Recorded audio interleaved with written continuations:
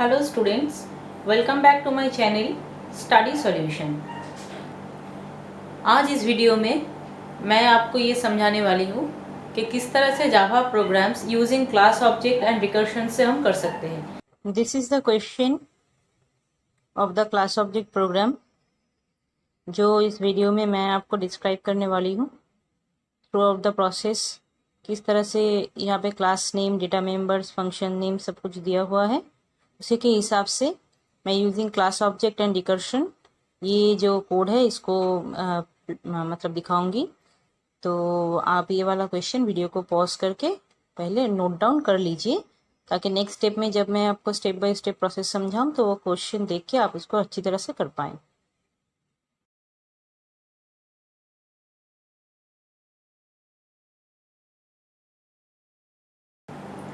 First of all जो question यहाँ पे दिया हुआ है वो ये है कि design a class arm number to check if a given number is Armstrong number और not. So what is Armstrong number? A Armstrong number is said to be Armstrong if sum of its digits raised to the power of length of the number is equal to the number. Let us consider an example.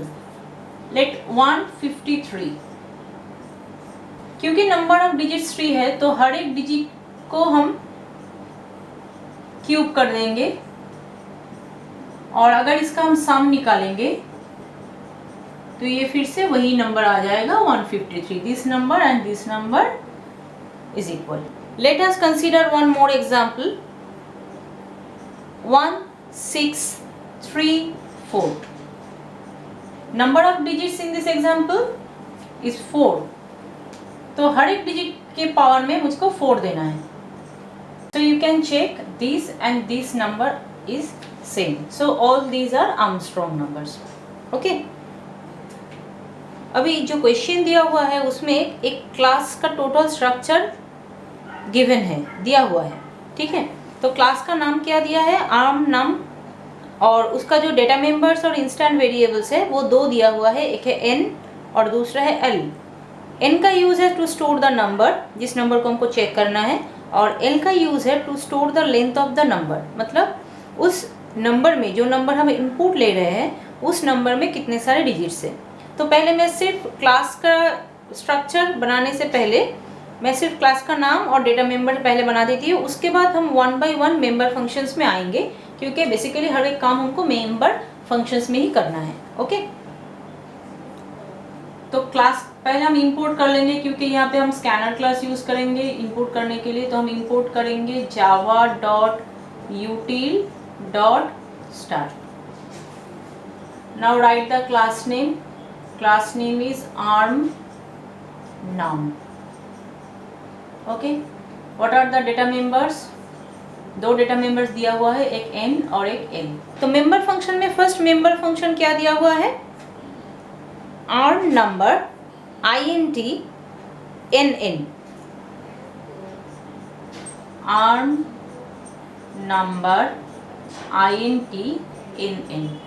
This is a parameterized constructor. You can see that the name of the class is arm num and name of this function is also arm num and we have used a parameter here. इसका मतलब क्या हुआ? ये arm number का एक parameterised constructor है. ठीक है, जिसमें हमको क्या करना है, ये जो nn पैरामीटराइज्ड इनपुट लिया है यहाँ पे, इसको इस डेटा मेंबर में स्टोर करना है. और अभी इनिशियली कोई भी नंबर का वैल्यू नहीं है हमारे पास, लेंथ नहीं है, नंबर ऑफ डिजिट्स नहीं है, इसलिए नंबर ऑफ डिजिट्स यहाँ पे l को हम कर देंगे 0. ये हो गया पैरामीटराइज्ड कंस्ट्रक्टर का काम. ठीक है, मैं यहाँ पे कमेंट लाइन में लिख देती हूँ पैरामीटराइज्ड कंस्ट्रक्टर. ओके, अभी दूसरा फंक्शन जो दिया हुआ है वो है int sum pow, ब्रैकेट में है int I. मतलब इस फंक्शन में क्या करना है, देखो statement. Returns the sum of each digit raised to the power of length of the number using recursive technique. Recursive use करके, जो मैंने पहले एग्जांपल्स में दिखाया था ना किस तरह से 1 to the power 3 plus 5 to the power 3 इस तरह से कैलकुलेशन करना पड़ता है, वो टोटल कैलकुलेशन हमको इस फंक्शन में करना है सम पाव. और उसके साथ एक चीज़ ध्यान में रखना है कि वहाँ पे हमको INT रिटर्न टाइप दिया हुआ है, मतलब जो कैलकुलेशन हम करेंगे उसको रिटर्न करना पड़ेगा किसी और एक फंक्शन में। तो उसके पहले हमको ये भी देखना है कि किस फंक्शन में वो वैल्यू रिटर्न होगा। तो उसके लिए हम आ जाते हैं नेक्स्ट फंक्शन में। नेक्स्ट फंक्शन जो दिया हुआ है वो है void is Armstrong। यहाँ से देखो जो क्वेश्चन इसके अंदर इसका प्रोसेस दिया हुआ है उसको देखो, checks whether the given number is an Armstrong number by invoking the function SumPow। यहाँ पे लिखा हुआ है by invoking the function SumPow, मतलब वो जो SumPow फंक्शन है उसको हम यहाँ से void is Armstrong से कॉल करेंगे और उसको SumPow फंक्शन में लेके जाएंगे और वहां से कैलकुलेशन करके फिर से आंसर को बैक करके हमको आर्मस्ट्रॉन्ग में ही लेके आना है और उसके बाद यहाँ पे हमको आंसर डिस्प्ले करना है। तो मेरे कन्वीनियंट के हिसाब से मैं पहले void is Armstrong फंक्शन लिखने के बाद वो दूसरा वाला फंक्शन लिखूंगी। आप अपने तरीके से वो कर सकते हैं, ठीक है। तो चलिए नेक्स्ट वाला फंक्शन यहाँ पे हम लिखते हैं।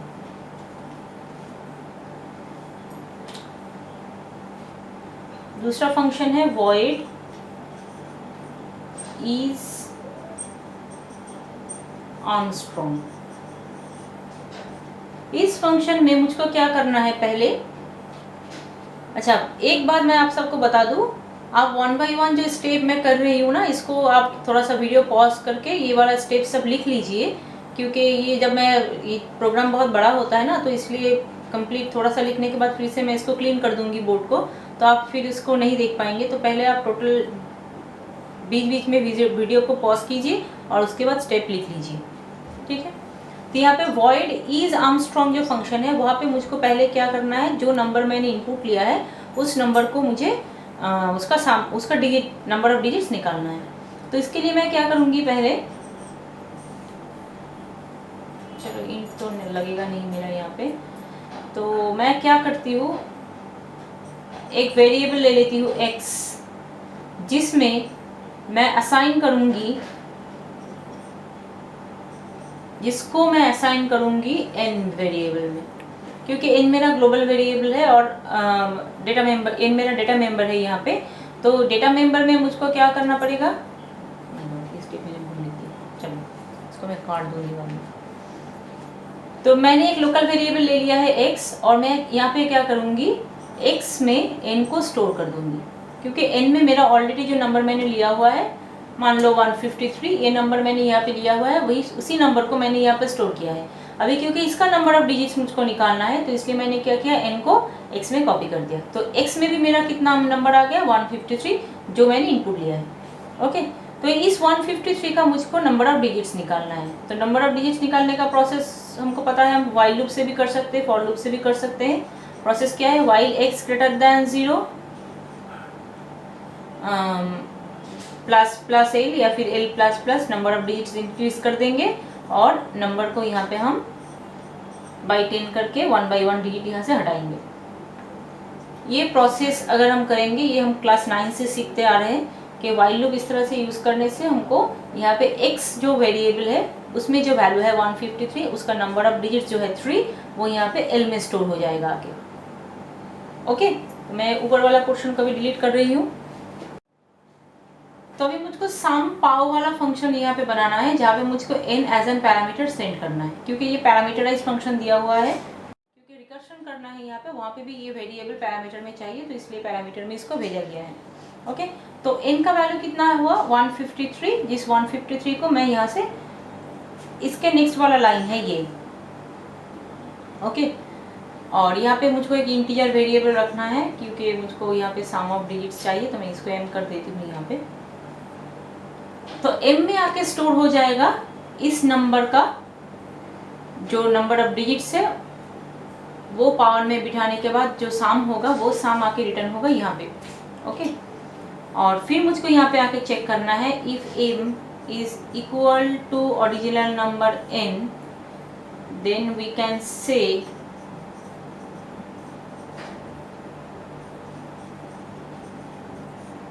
Armstrong number,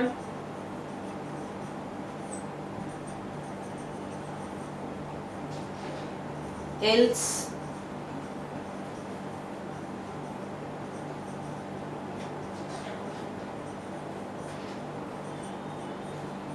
not Armstrong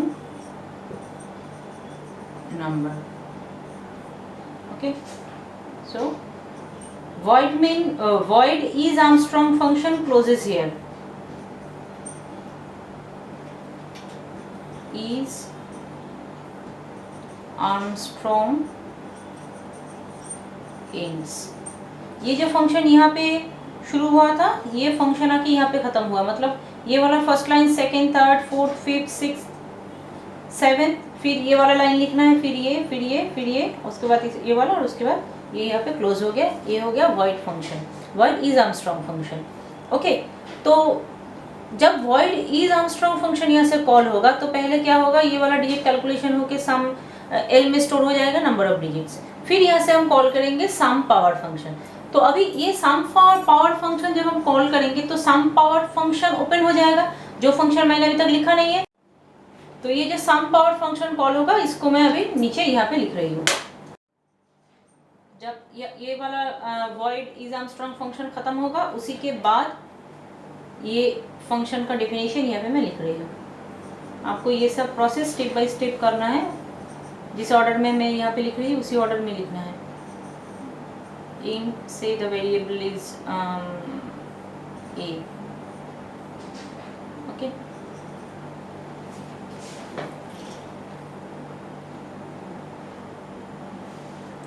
now we have to calculate 1 cube plus 5 cube plus 3 cube using recursion.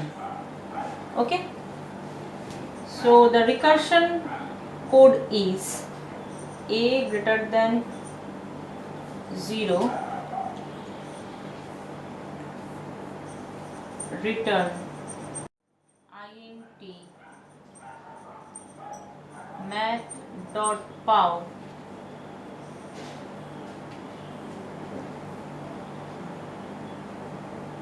a mod 10 comma l plus sum pow a by 10 else return 0. Okay, this is the sum power function and this is the code of recursion. Now I will explain how this particular line is used to calculate this value. Okay, I will explain it with this example 153. Okay, तो ये function किस तरह से काम करेगा वो मुझको भी दिखाना है. तो ये जो पैरामीटर में पहले ए रहा, ए है, ये वाला ए कौन सा है, जो मैंने वो जो वॉइड इज आर्मस्ट्रॉन्ग में सम पावर ब्रैकेट में एन दिया था, वो फंक्शन ही तो कॉल होके यहाँ पे आ रहा है ना.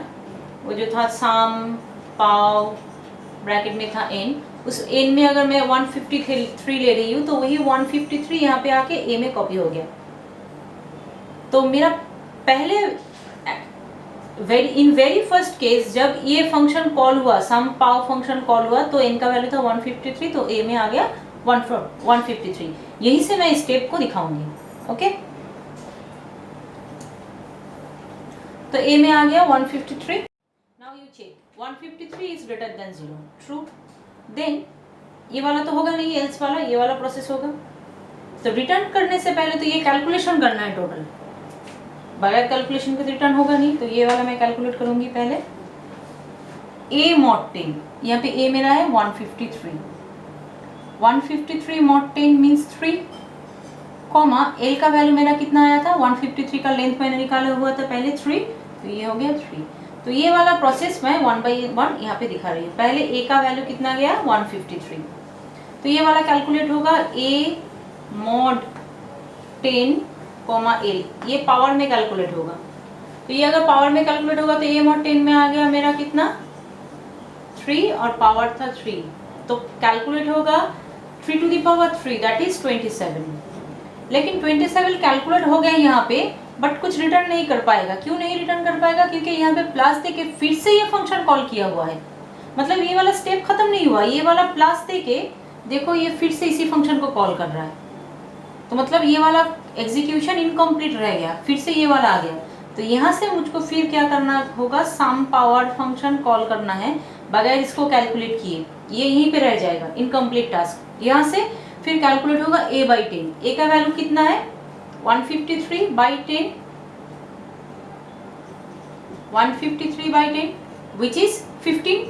तो फिर यहाँ से क्या होगा, नेक्स्ट a का वैल्यू कॉल हो जाएगा, यहाँ से 15 वैल्यू आएगा यहाँ पे, a का वैल्यू फिर हो गया कितना 15, फिर यहाँ पे जाएगा 15 ग्रेटर देन 0, यस। तो फिर यहाँ पे कैलकुलेट होगा math.pow 15 mod 10, क्योंकि अभी ये 153 नहीं है 15 है, 15 mod 10 का वैल्यू कितना आता है, 15 mod 10 का वैल्यू आता है 5 और पावर l का कितना है, वो तो फिक्स्ड है 3, तो ये हो गया 3। तो इसका क्या निकालना है हमको, पावर, इसके पहले मैथ पावर फंक्शन दिया हुआ है, तो 5 to the power 3 कितना होता है 125। 125 होने के बाद फिर से देखो यहाँ पे ये इनकम्प्लीट कैलकुलेशन हो गया, फिर से ये वाला कॉल हो चुका है, मतलब ये फिर से खुद को कॉल करेगा। तो फिर ये वाला किस तरह से कॉल होगा, सम पाव और कॉल होगा a/10, a तो मेरा है अभी 15, तो 15/10 कॉल होगा, तो इसका मतलब 15/10 कितना होता है 5। तो फिर से सम फंक्शन कॉल होगा, ये वाला फंक्शन कॉल होगा सम पाव यूजिंग वैल्यू 5। ओके, तो अभी इसका sorry not 5, it will be 1। Okay, तो फिर से ये क्या होगा 1 लेके इस फंक्शन को कॉल करेगा।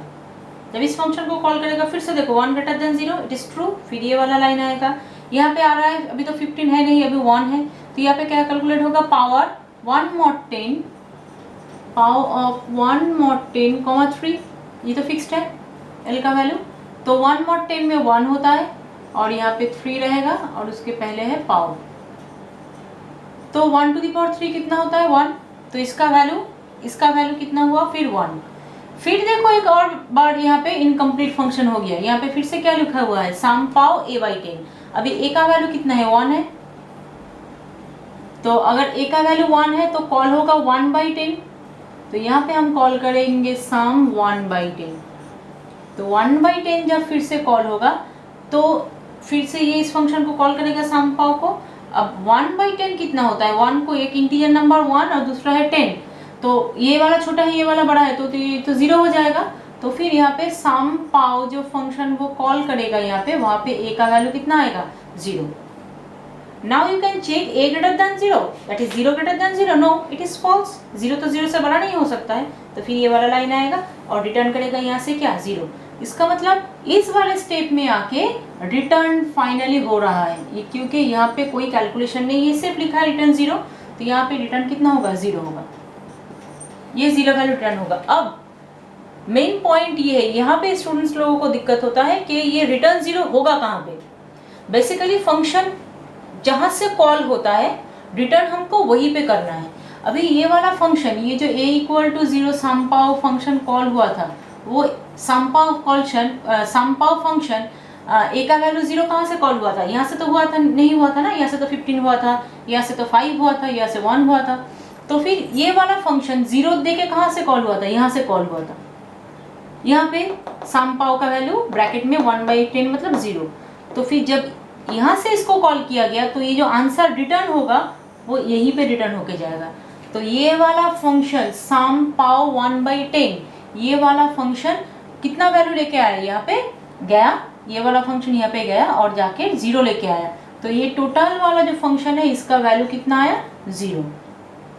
ओके, तो फिर यहाँ पे अभी देखो अभी ये कंप्लीट होगा कैलकुलेशन, 1 + 0 = 1, तो ये वाला टोटल कैलकुलेशन हो गया 1 + 0 = 1 इस वाले फंक्शन में। अभी ये जो 1 वाला फंक्शन है यहाँ पे, यही वाला फंक्शन तो ये वाला है, मैंने जो यहाँ पे दिखाया है ये वाला फंक्शन है, तो इस स्टेप में आके ये वाला फंक्शन इनकम्प्लीट था, लेकिन जब इसका वैल्यू रिटर्न होके यहाँ पे गया तो ये वाला स्टेप भी कंप्लीट हो गया, जिसका वैल्यू आ गया 0 और ये है 1, तो 1 + 0 कितना होता है 1।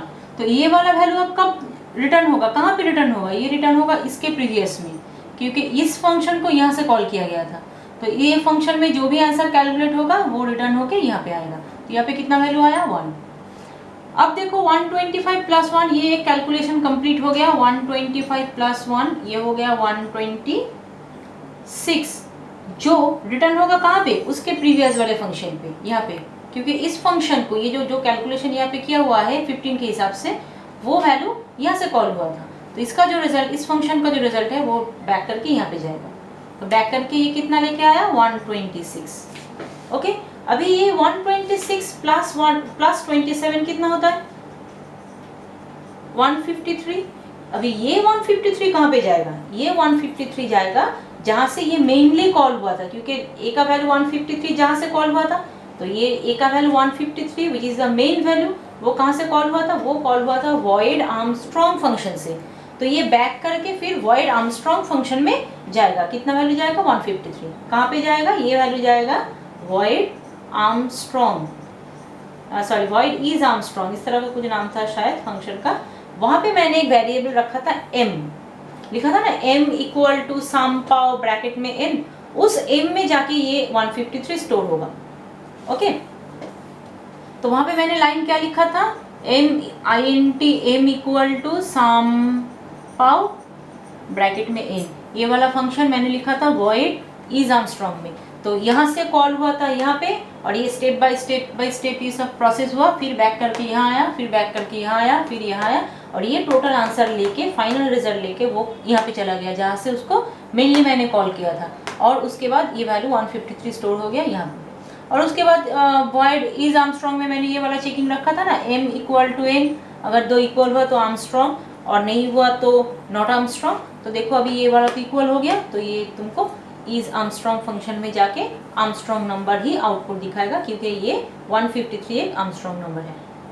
ओके, तो कोड कहाँ से मैंने शुरू किया था, पहले मैंने लिख दिया पैरामीटराइज्ड कंस्ट्रक्टर, उसके बाद हमको लिखना था वॉइड इज आर्मस्ट्रॉन्ग फंक्शन, जो मैंने पहले ही लिख के यहाँ पे डिलीट कर दिया है, वो आप पिछले थोड़ा सा बैक करके भी देख सकते हैं। और उसके बाद ये वाला फंक्शन लिखना है यहाँ से यहाँ तक। ये सब आप रफ वर्क में करना, ये प्रोग्राम का पार्ट नहीं है, ये सिर्फ आपको समझाने के लिए मैंने ये वाला फंक्शन किस तरह से काम करता है ये समझाने के लिए ये वाला स्टेप किया है। It is not part of the program. ये आप जिस कॉपी में कर रहे हो उसके राइट साइड में या फिर कहीं पे भी आप इसको रफ के हिसाब से कर लेना। तो वॉइड इज आर्मस्ट्रॉन्ग फंक्शन के बाद ये फंक्शन मेरा हो गया कंप्लीट। उसके बाद मुझको लिखना है ये वाला जहाँ पे कंप्लीट हो रहा है, उसके बाद मुझको मेन फंक्शन यहाँ पे लिखना है। ओके, तो मैं अभी मेन फंक्शन को लिखूंगी। ये सब मैं यहाँ पे साफ कर देती हूँ पहले।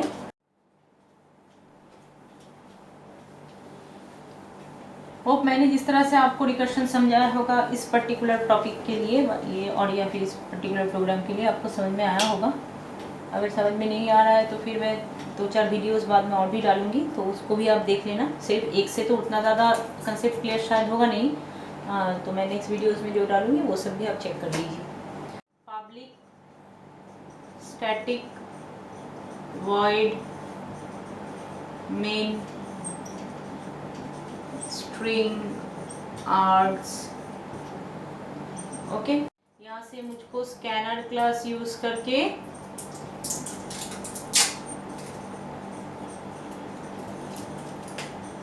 system.in, और यहाँ पे मुझको एक रन टाइम वैल्यू इनपुट लेना है system.out.println enter a number,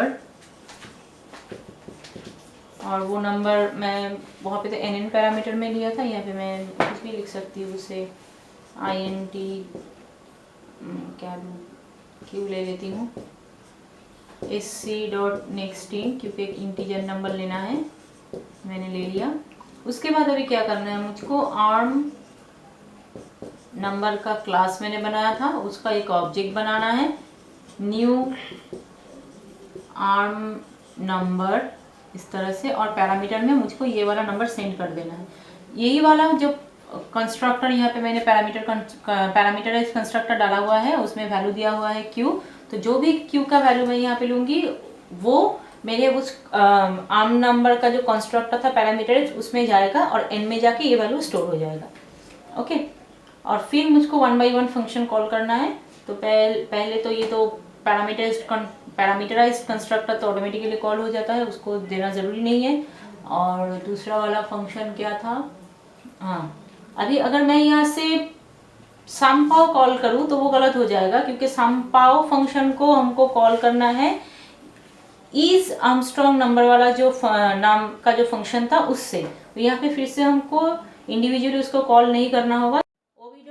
Armstrong इस ऑब्जेक्ट के हिसाब से इस फंक्शन को अगर मैं कॉल करूंगी तो आर्मस्ट्रॉन्ग फंक्शन में जाएगा, वहाँ पे जाके लेंथ कैलकुलेट करेगा, वहीं से वो सम पाव फंक्शन को कॉल करेगा जहाँ पे वो 1³ अगर मैं ये वाला नंबर देती हूँ 153, तो ये कैलकुलेट करेगा, कैलकुलेट करके आंसर को रिटर्न लेके आएगा m में, फिर m को n के साथ कंपेयर करेगा, अगर सेम हुआ तो आर्मस्ट्रॉन्ग नंबर दिखाएगा, नहीं सेम हुआ तो नॉट आर्मस्ट्रॉन्ग नंबर दिखाएगा, और फिर यहाँ पे आके वो बैक करके इसको क्लोज कर देगा। ये मेरा मेन फंक्शन क्लोज हो गया एंड फाइनली मेरा टोटल काम कंप्लीट है, तो मुझको क्लास जो है उसको यहाँ पे क्लोज करना है। सो ये मैंने वो पूरा जो क्वेश्चन है वो पूरा क्वेश्चन मैंने यहाँ पे आपको समझा दिया कि रिकर्शन और क्लास ऑब्जेक्ट को किस तरह से यूज़ किया जाता है एक साथ। अच्छी तरह से बार बार प्रैक्टिस कीजिए और मेरे नेक्स्ट वीडियोस भी आप देख लीजिएगा इस टॉपिक के ऊपर, तो आपको अच्छी तरह से और समझ में आ जाएगा ताकि आप इसको अच्छी तरह से प्रैक्टिस कर पाए। Thank you for watching till the end, और होपफुली आपने स्टेप बाय स्टेप सब कुछ लिख लिया होगा, और अगर कुछ प्रॉब्लम हो रहा है तो फिर मुझको कमेंट सेक्शन में लिखिए, और वीडियो को पॉज बीच में कर करके आप ये टोटल प्रोग्राम लिख सकते हैं। ठीक है, थैंक यू। प्लीज़ ये आप अगर आपको ये वीडियोस मेरा पसंद आए तो प्लीज़ मेरे चैनल को सब्सक्राइब कीजिए। Study solution is the name of my channel, and bell icon को प्रेस कीजिए ताकि इसके ऊपर मैं कुछ भी वीडियोस नेक्स्ट डालूँ तो आपको जल्द से जल्द वो वीडियोस मिल जाए। Thank you so much.